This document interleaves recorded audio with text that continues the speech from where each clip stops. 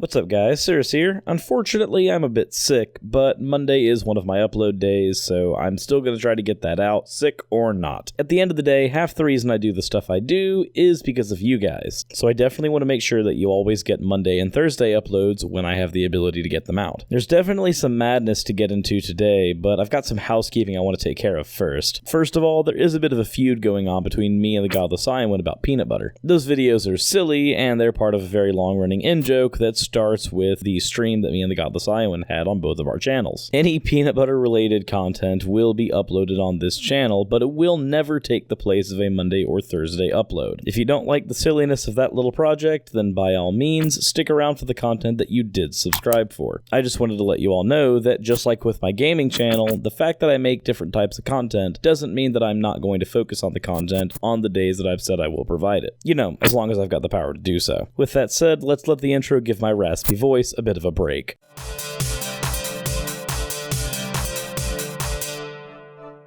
Oh gosh, I have to start talking again. Well, Mother Nature isn't making me suffer enough, so let's find something that will make me suffer enough. Okay, first of all, get all those misrepresentations out of your head. Please put away all the Hollywood bias and all the Hollywood horrible liberal bias lies that have been put into your brain by things like Inherit the Wind or whatever, a lot of the lies of the Scopes trial, whatever. Get rid of all of them. Get rid of all the stupid Hollywood movies that try to make people like Christians and creationists look so dumb or ignorant, whatever. Oh god, it's you again. Well, I certainly needed to suffer more, and you definitely will suffice. I'm sure most doctors would prescribe actual medication, but I think I'll do well with just masochism. First thing I'd like to say, I don't know why you're filming this in black and white. I don't think it adds anything to your video, and I don't think it adds anything to your points. Then again, I'm the guy hiding behind a cartoon avatar addressing people who aren't actually talking back, so maybe I'm the crazy one. We're trying to be right. We're trying to be the right people. We're trying to be the ones who are actually doing the research and trying to show you desperately what the truth really is and what the facts really are. Oh, that's been your goal this whole time. Well, we're 5 episodes deep into the Discount Hovind series, and so far you haven't made any attempt at actually showing any research. What you've done is just reiterate what Ken Ham and Kent Hovind have said repeatedly. And trust me, neither of them have actually done the research that you think they've done. They do this because it's lucrative and it makes them money. And I'll be honest, I think it's really low to make videos online asking people for money so you can make those videos. I see you. Go back to the other side of the screen. You're ruining my point. Now, with that said, I want to make something very clear to you that I'm only just making this my own private video telling you what the real elements and the problems with Darwinism really are, and the whole fact that it has not really made any advancement in science whatsoever. Darwinism has not made any advancement in science whatsoever. A good chunk of our understanding of anatomy comes from evolution. It's thanks to the theory of evolution that we finally understand why we can't ever cure the common cold. The theory of evolution gives us an understanding as to why bacteria are becoming more and more resistant to antibiotics. This has led us in the direction of developing bacterial phages in an effort to maintain our ability to fight bacteria. This is because bacteria becomes more resilient to antibiotics over time. The bacteria that have mutated to a point where they can survive antibiotic treatment are the ones that reproduce and thus continue to pass the resistance to antibiotics down the line. The trade-off is that by becoming more resilient to antibiotic, when these bacteria evolve that trait, the trade-off is that they lose their resistance to viral phages. These viruses prey directly on bacteria for their source of nutrients. In recent years, we've learned how to weaponize those viruses against bacteria specifically. This breakthrough in medical science is only possible thanks to the fact that we understand that these bacteria are constantly evolving. We understand what the trade-off is for them, and as a result, we have a better weapon against them, which helps protect the human race as a whole. That's just off the top of my head. If your videos merited any amount of research to debunk, I might find more. Little reply to the armored skeptic. When you mocked me and say, I talked about Darwin having a really sad face, and I said, oh, okay, I don't want to have anything to do with this guy. Well, I gotta say that a lot of the life's results really seems to show up on a person's face. Darwin really wasn't a successful guy. He married his cousin thinking that, oh, it would create a superior race of some kind. It only gave him really children with problems. While you're right that Charles Darwin did marry his first cousin, I fail to see how that point has any relevance. I'm also not going to address the armored skeptic bits because that's Greg's business, not mine. Just because somebody looks like they have a sad disposition, it might just mean that they're busy. It doesn't necessarily mean that they're not successful. And if they're unsuccessful, it also doesn't necessarily follow that they were then wrong. But on to the inbreeding thing, even though he had 10 kids, and most of them that did survive into old age married and didn't have offspring, that actually isn't a point in your favor because you're making the argument that Darwin married his cousin solely in an effort to create some type of superhuman through evolution. That is not the Darwinian theory of evolution, and have you ever considered that maybe he married his cousin because he loved her? Like, did that idea never actually cross your mind that perhaps two adult human individuals wanted to have intercourse and get married because they loved each other? I understand that you're wording this so that it's a point in your favor because you're using it to dismantle Darwin's theory of evolution, but I feel like the only reason you brought this poorly constructed point in is because you find his marriage icky. Whether or not you find their marriage icky doesn't matter because ultimately you're not a participant. And a lot of his children died, and then he blamed God for it. Well, that's like trying to blame a company for building a smashed minivan, okay? God made a perfect world and man wrecked it, Charlie. God didn't make a world with suffering.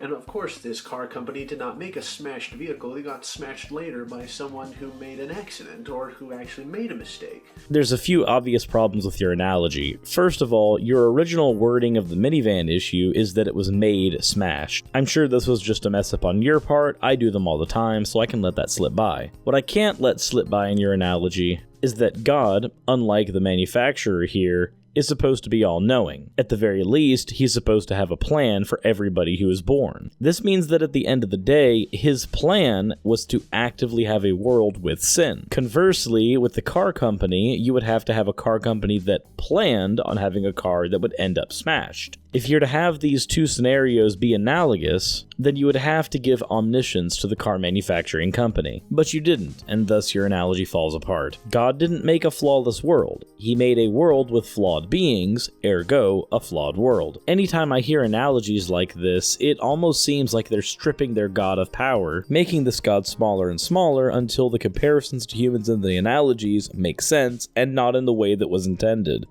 And the fact of armored skeptics saying that, oh, you saw Jesus, a picture of Jesus, and you said, heck yeah, and everything.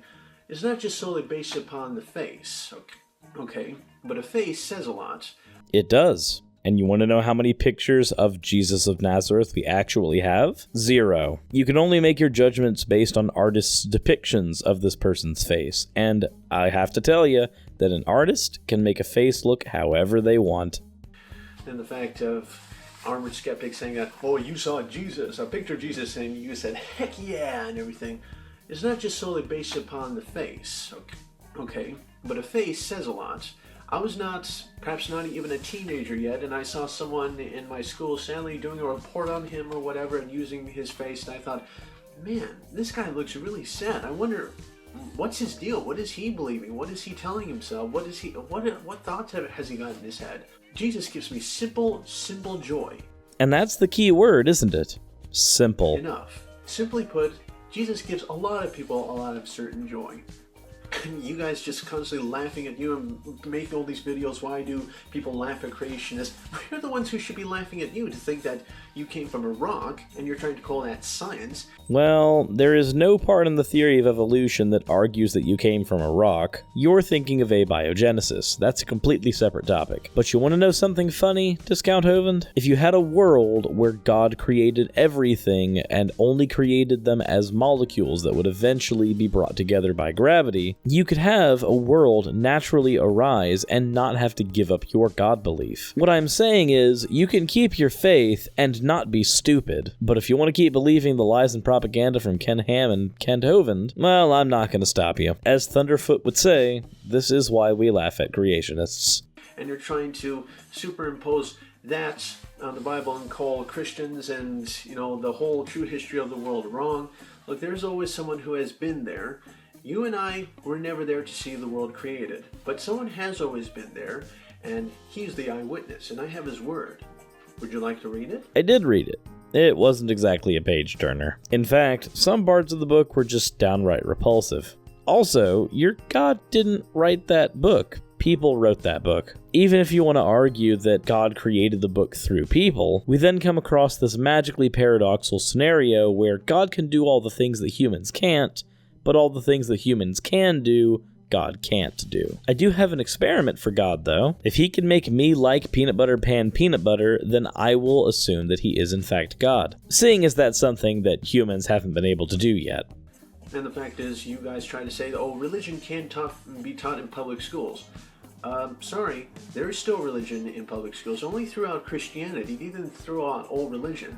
Everybody has a religion, if you have seen one of my earlier videos. Yeah, I don't know if I'd be going to your channel for consistent information. Seriously, public schools have just become churches of humanism these days. Oh, what a world we live in. Humanism, the idea that human flourishing can be seen as paramount to strive for. That's totally not a better moral framework than one that does not denounce slavery and rape. Not to mention, to be serious here for a second, how dumb is it to preach one religion in a school when there are multiple people at that school that may not espouse that religion? And don't try to pull that whole, your version of the religion is true, or your religion is true and all the other ones are wrong, because they can pull the same card for you. So, Darwinism has really been based upon a lot of misunderstandings and misidentifications and lies brought up just to support this theory that is totally dying out. It's only surviving on nothing but tax dollars, okay? An armored skeptic, you're following a flawed man who was not a scientist. Actually, Charles Darwin was a biologist, which is a type of specialized scientist, much like how Discount Hovind is a young Earth creationist, which is like a specialized kind of stupid. And I say that because of another quick point. Darwin only ever had a theology degree. That doesn't count for anything scientific or worth being a scientist. And you don't think Kent Hovind is a scientist when he has a real PhD? Oh god, it hurts to laugh. Dude, Kent Hovind got his PhD out of a freaking trailer. What kind of world do we live in where that's a real PhD? Not to mention, we never determine whether or not somebody's a scientist based on their academic merit. I could have a PhD in biology and not be a scientist. But honestly, I don't know why I'm spending any more time on this point. You just said that Kent Hovind has a PhD that's real. No joke I make can ever top that. Ernst Haeckel's drawings were totally faked. The whole evolution of man chart is totally made up too. Lucy was nothing more than a heavy-duty chimpanzee. Nebraska man was only made up for one tooth and belonged nothing to only a pig. By the way, Neanderthal man was just found to be an old man with arthritis. And Cro-Magnon man was perfectly normal, so why would they list that as a missing link? And Peking man was found from a bunch of monkey skulls that were smashed and inside this cave with human tools, and they say, oh wow, look at these monkeys, they're learning to make tools. Oh, and they're practicing on their head. Yeah, for all of that, it works great. At least it was more productive than how you're learning. I love how you're making a whole bunch of claims here, but you really haven't given anything substantial to back them up. Oh, and on the comment of glorified chimpanzee, guess what chimpanzees are? A very close relative to humans. In fact, bonobos are our closest monkey relative, and they are a type of chimpanzee. You use that glorified chimpanzee line to dismiss that fact, when in fact glorified chimpanzee is a point in favor of evolution, not your worldview. Duh. No, in some cultures they like to eat monkey brains. I mean, have you ever seen Indiana Jones? Oh yes, I too enjoy citing movies as evidence for my scientific argument. So there's evidence upon evidence, a lot of sad evidences shown that evolution is only based upon nothing but lies and misrepresentations and misidentifications.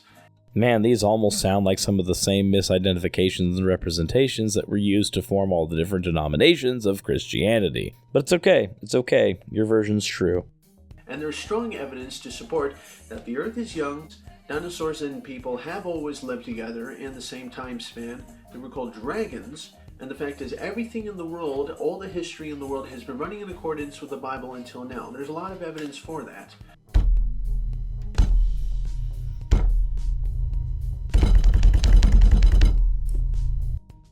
He's not just one guy that I rely on. I don't recommend his material just because it's him, but because the information he's showing is absolutely amazing and really deserves a whole lot more attention. You know, Hitler said, people are more likely to believe a big lie than a small one.